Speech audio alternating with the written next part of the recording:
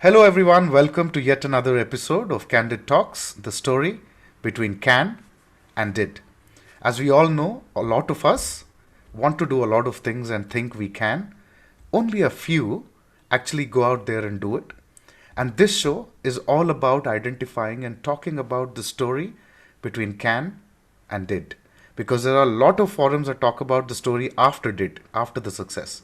But this show focuses on what really goes in between can and did, because some of the great entrepreneurial lessons in the world usually come between these two, can and did. As you all know, this is Series 2, Season 2 of Candid Talks, the She series, as we are calling it, where we are identifying, we're talking and requesting people to come on my show. Women who've been fantastic in their careers, who've done incredible work, continuing to do incredible work as well, and making a huge impact to the society at large. Who I have today is one such individual. I've had the privilege of sharing a common platform on a news channel once on a panel, and that's where my acquaintance with this person comes up. Who I have today is Kiran Dham, who is the Chief Executive Officer of Globus Infocom. A great orator. I've seen her speak on some of the other shows, and I'm just too excited to have a conversation with her. Kiran, welcome to the show. The pleasure is all mine in inviting you, Kiran. Thank you so much for making me come here on this exciting platform. And I really like the concept, Teja. I must compliment you on the concept, can and did. So thank you so much for having me. Thanks, Kiran. The pleasure is all mine. So I'll get started straight away, right? So I've been obviously following you for a while now, and at Globus Infocom, you really are doing some incredible things, and you're coming up with some incredible solutions for especially education catches my mind, or my eye rather. So you're doing a lot of things there, and of course you are a Make in India company. So I think you've been one of the early adopters of kind of raising your hand to say, you know what, we are the local company, we will go vocal for this.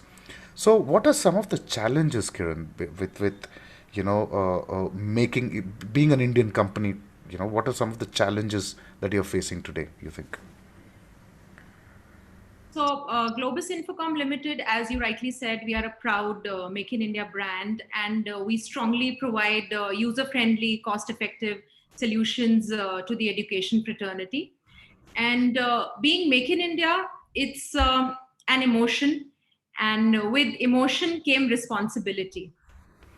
So, we feel responsible towards this, that we are a Make in India brand, and we are one of the few in the industry who are carrying this badge of honor. And we are proud to carry this. And it's been 20 years in the industry, and we started assembling the components, and then making an assembly line here, and got into manufacturing. And then the whole motto behind Globus Infocom is to make education accessible to one and all. So we just don't touch the upper strata, we go deep inside. That's our strength. In fact, I was curious to ask this because I remember you saying this on the news panel that we were on. Of course, I didn't have the opportunity to ask you more. Tell us a little more. How are you going to the lower strata of India? So basically, as I told you, that the motto is that we have to make education accessible to all. That's why we are here, and we would continue offering our innovations to the education fraternity. So we have this strength of doing turnkey projects, and we are very strong in institutional sales. And we go in the remotest areas of the country and set up digital language labs or virtual classroom solutions, smart classroom solutions, digital board solutions for them, and make learning an immersive experience for them.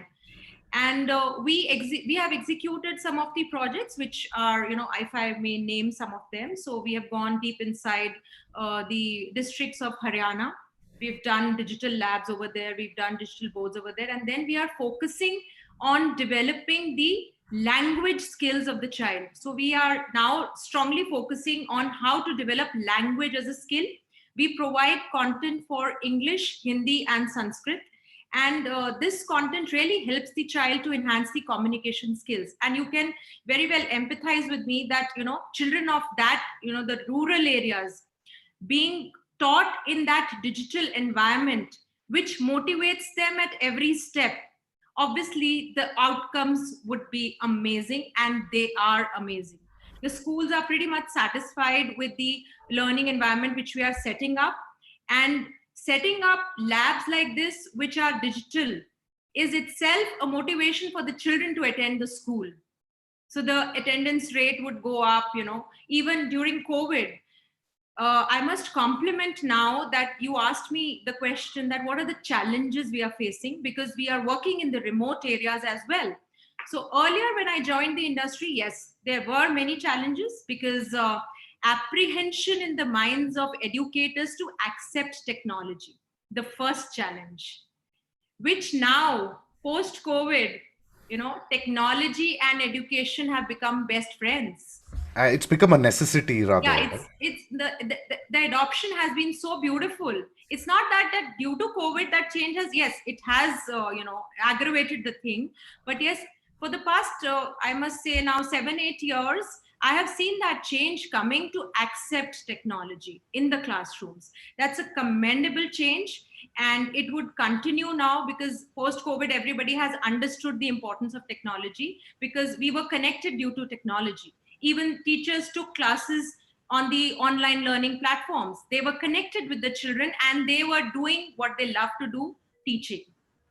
So that's the thing. But And as far as the internet, electricity, because obviously in remote areas these were the challenges, so the government has worked towards it, and now those challenges are also eradicated to a respectable level. I So was I was in fact going to come in and ask you that because for ages our schools didn't even have some basic amenities like toilets, right? yes, It's yes, only from 2014 that there is yeah, at least an yeah. honest self reflection on what we could do better. I think Yes, the government has been doing a fair job at yes, that. yes, But yes, and that's a motivation for us also, because if you are a technology provider and you really want to do something for the education, so these all things have to be there. They are the basic requirements. but do you think by large we still are way behind in terms of our educational infrastructure, Kiran? Yes, I sincerely way behind, not way behind, but yes, a lot needs to be done. A lot needs to be done. Right, There are a number of factors. It's not only the infrastructure. I feel that at certain points, the mindsets also, right, right. It's that interesting also, you say that. Tell me a yes. little more about that. What about mindsets?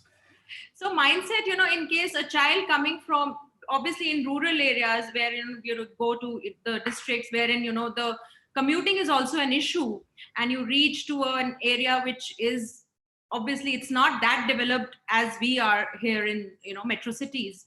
So the mindsets, the atmosphere, the background the children are coming from, they are all coming from varied backgrounds, varied mindsets. The parents would not at certain level be motivating, for example, a girl child to attend school. I'm being honest, and that needs to be changed. We are speaking of technology reaching to the masses.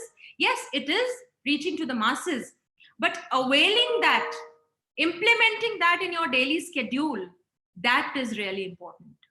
And that we together as a fraternity, we have to keep on doing it. It's not that one no comes and we feel demotivated. That should be a challenge that should be removed, so that that one is converted into many more by word of mouth.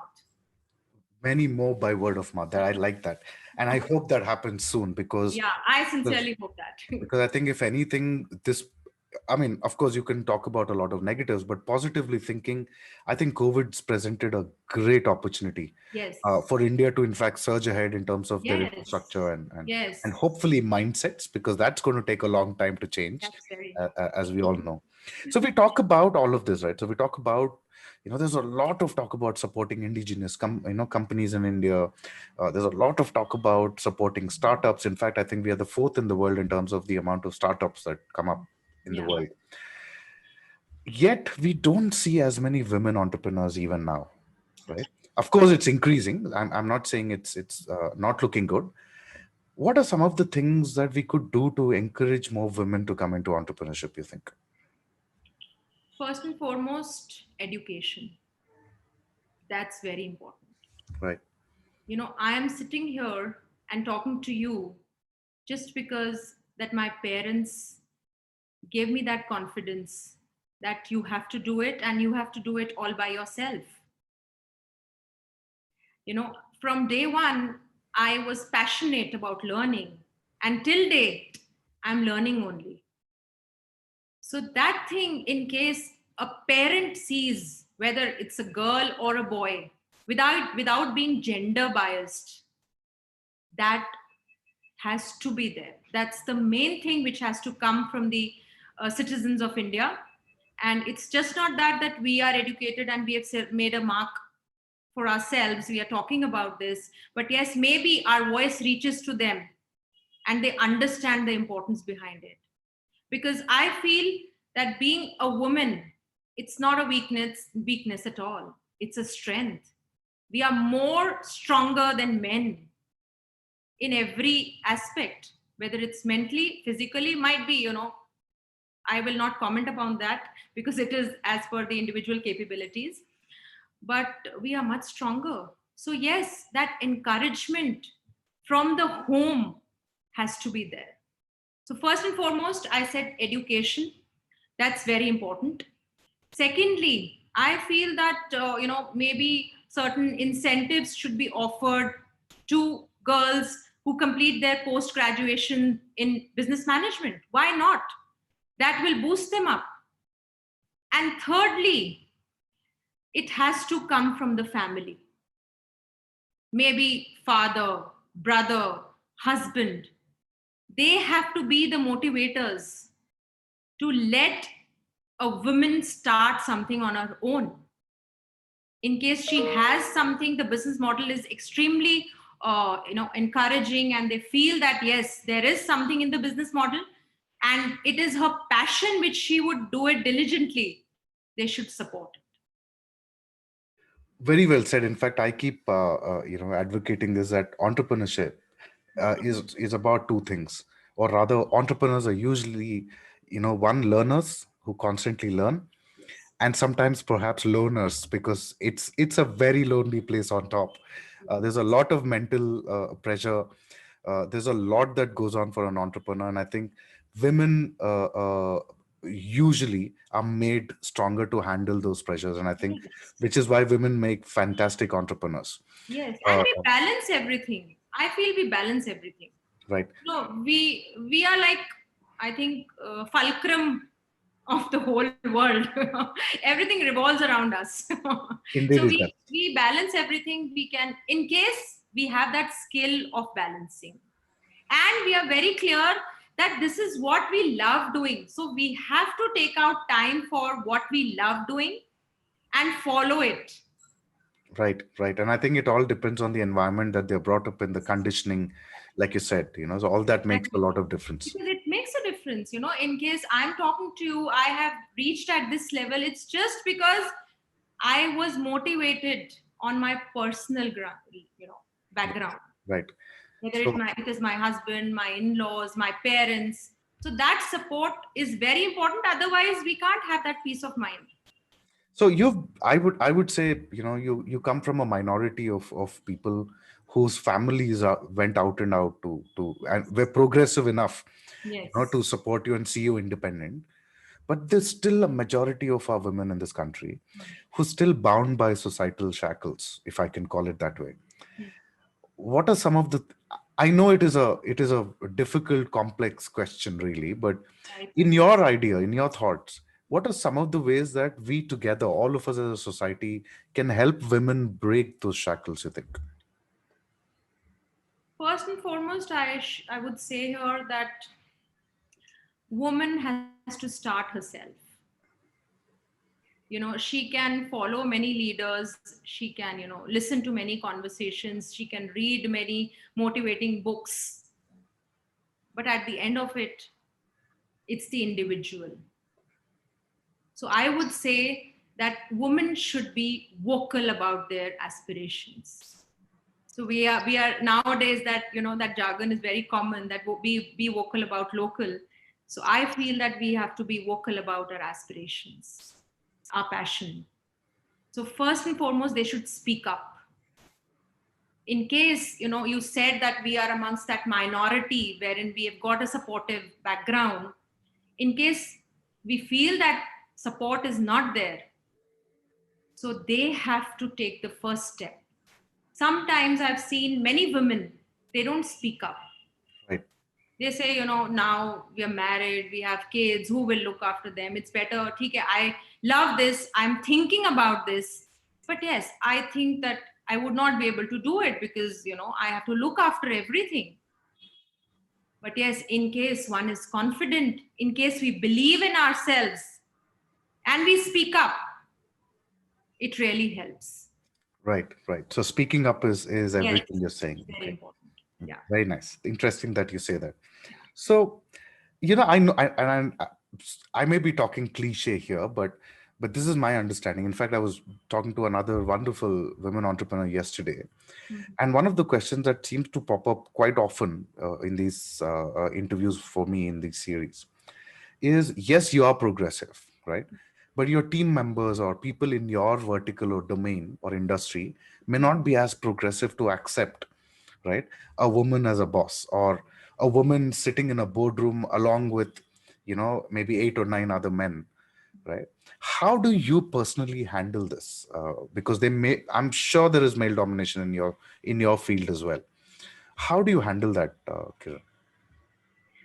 I would say we are fortunate to be in the 21st century. And secondly, yes, when I joined, it's not male domination, but in our industry, women are few. Well, it's potatoes, but I like your outlook on this. But go ahead. Because I look at the brighter side, always. So, male domination is, males are many in this industry. But now, as I said, that it's the 21st century, girls are becoming engineers, girls are doing business management, girls are now everywhere in every industry. In our industry, it started late, but now we can see the change. Apart from me, there are many leading ladies in the industry. I would compliment their contributions towards the industry as well. And that change is happening. And when I joined, yes, maybe I thought that how will they accept me? It was in my mind, or in my, this thing deep inside, it was there. But yes, with the, I just made myself strong in my profile. I gave my 100% always.